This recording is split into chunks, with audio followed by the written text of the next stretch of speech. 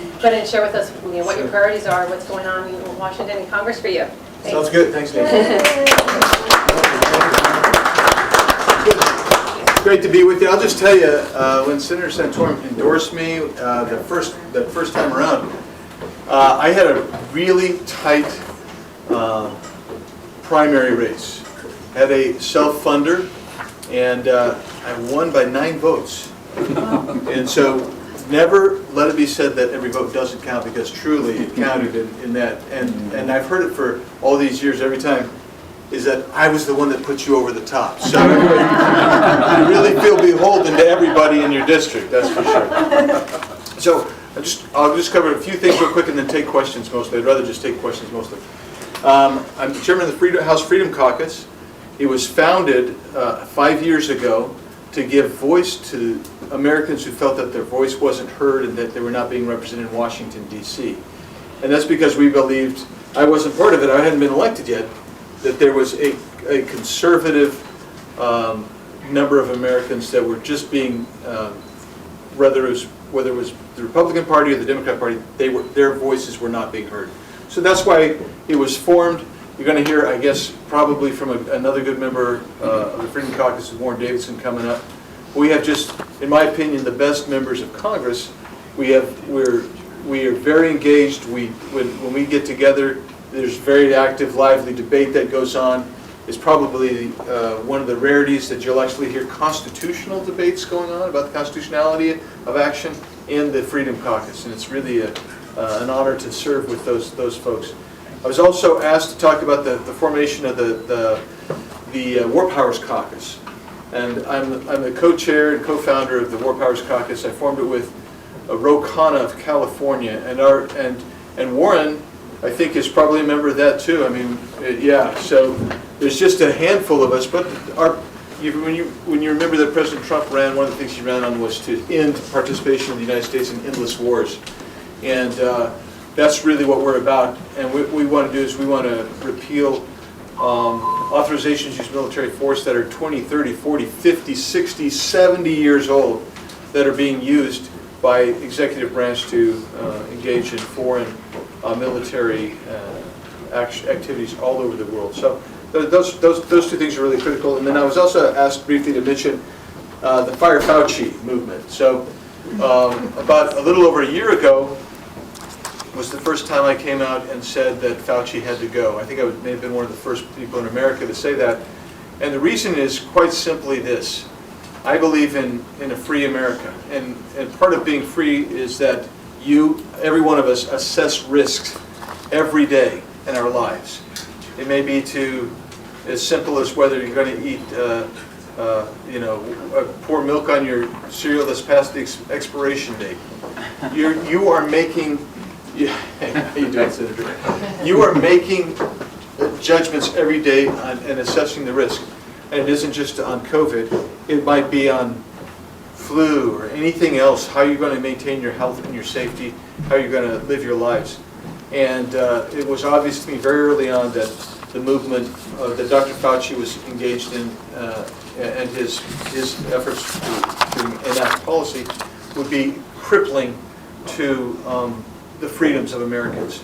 And you'll see it today. We are still fighting the after effects, and we will be fighting, in my opinion, for a generation, the after effects of what Dr. Fauci tried to implement. Now, he wasn't the sole, he was the authority, but there was a lot of people and government folks that kind of engaged in that kind of adventurism, in my opinion, where they were curtailing our liberties. So it's got a little bit more momentum. I would love to have enough momentum so where Fauci would really go. I mean, he's the highest paid government employee. He's been there forever.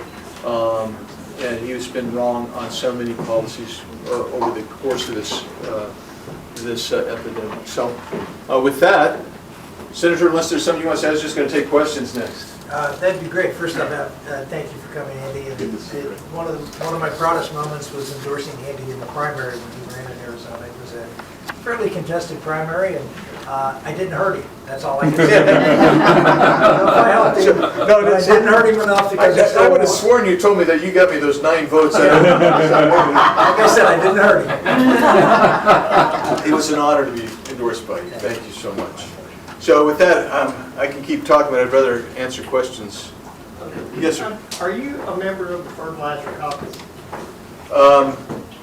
Am I, Kate? I know a lot of people think I spread it on pretty thick. I don't know if I'm a member of the caucus. My chief is here. She's going to check and see. So I don't know. Okay, we'll take a second question while she's looking that up. Anybody else? Yes, go ahead.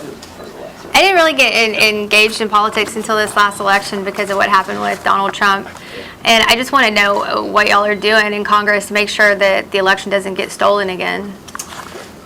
So, boy, that is a question I would like to spend an hour talking about. Just quickly, to let you know what's happening in Congress, the Democrats aren't letting us do anything. What they want to do is actually make it easier to cheat. That's what H.R. 1, that's what S1 are both about. So what we're trying to do is we're trying to put the brakes down. It's already passed out of the House. And quite frankly, you really want, where you can, because the Constitution designates this, you want the states to control those elections. So for instance, in Arizona, where we're doing the only true forensic audit in the country, we want to find out exactly what happened. And I'm in contact with our state legislature back there. They want to enact laws. So if there's a problem that happened in Arizona, they want to determine what it is and fix it. And that's what you're seeing happen in Georgia, Texas, Wisconsin. You're seeing it in actually a majority of states. That's the best way. If we had it, my own feeling is this. You need to have, there's a whole series of things. You need to have voter ID. You have to have, if you're going to have mail-in ballots, you have to have some way to truly validate that mail-in ballot. You have to limit it to U.S. citizens to vote. You have to stop things like ballot harvesting. That's incredible. And then you have to have a way to track each person needs to be able to track their vote. And you also need to be able to track it and then transfer from machine to calculator. And those things right there would probably solve the lion's share of voter integrity issues. But so what can you do when the Arizona audit comes back and says that there was fraud and that the election was Trump's? I mean, what can you do in Congress to make it right? Okay, this is going to hurt people's feelings. I'm not trying to hurt anybody's feelings. I'm a very direct person. I'm very, very, very transparent. Give it to me. Congress will not do anything, and Congress really has no constitutional authority to do anything. So if Arizona comes back, Arizona already certified all 11 electoral votes for President Biden. His election has been certified. He's been sworn in. He's sitting in office. The only way to, if that were to be overturned in any way at all, it would have to be, you'd need Arizona, Georgia, Wisconsin, Pennsylvania to come through. So you'd have enough electoral votes to change it. And then you still wouldn't get Congress to overturn it because we don't control Congress. The Democrats control Congress. They won't do anything. See, this is why they usually don't have me speak, because I'm a downer. Congress won't do anything. It would have to be litigated, and I do not believe our Supreme Court would do anything on it. So I think you're stuck with Joe Biden or Kamala Harris, or actually neither one's running the country. There's an oligarch that's running the country. But we're stuck with them till 2024. What we have to do is step in and make sure that, do the best we can, make sure that election in 2022 is fair, free, and transparent, and that the good guys win. And then we can put the speed sticks down on the Biden administration. And then we need to change administrations in 2024.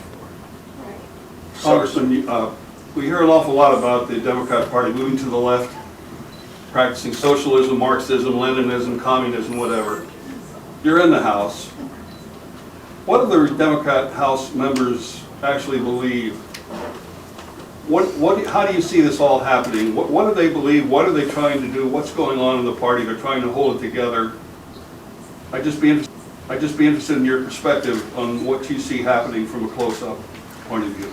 My own opinion is that they are enemies of the state. There are a handful of moderates left. I could name you several of them, but by and large, if you're moderate and a Democrat right now, you are hunkering down, hoping that the shrapnel that's being sprayed by the hard left in there will not land on you. They are very, very hard left. All you have to do to get a picture of that is look who the committee chairmen are on their committees. Sit on a committee with Jerry Nadler. That's outrageous. Maxine Waters chairs a powerful committee. Carol Maloney, if you want an instance of total left-wing snowflake meltdown, look at the hearing last week when the ranking member had the temerity to suggest that we didn't need to extend benefits anymore for the feds. There is a cadre in there that really believe that,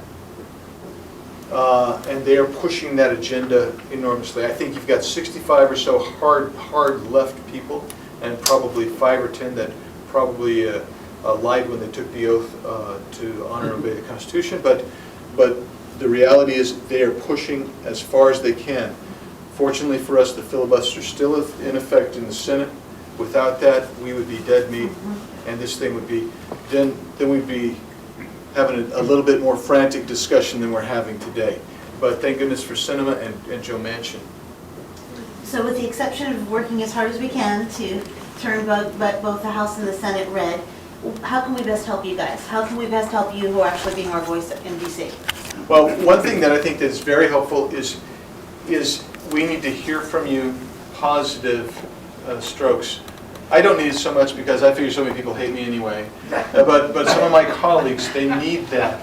We've got moderate Republicans that they don't understand the existential threat that America is in right now. And I will just tell you, I believe we're in an existential threat. We could go, I was talking to a member today on the floor, finding out where he was. And he said, Andy, I just don't think it's as bad as you think it is. It's bad, but we'll come back. There could be a point where you don't come back simply because of the spending level alone, simply because the infrastructure is present today to enact a neo-fascist form of government that has never been present before. That's scary stuff, folks. So we need to hear from you, number one. Number two, you can't be silent. We can't count on social media allowing you to even get your voice out anymore. I said once, just in passing, just off the top of my head, said President Biden is the worst president in American history, and we were taken down for hours. So you're going to have to let all your friends, all your colleagues know of the peril that we're in. But I'd say the third thing is you need to follow the conservative voices, and this is my plug.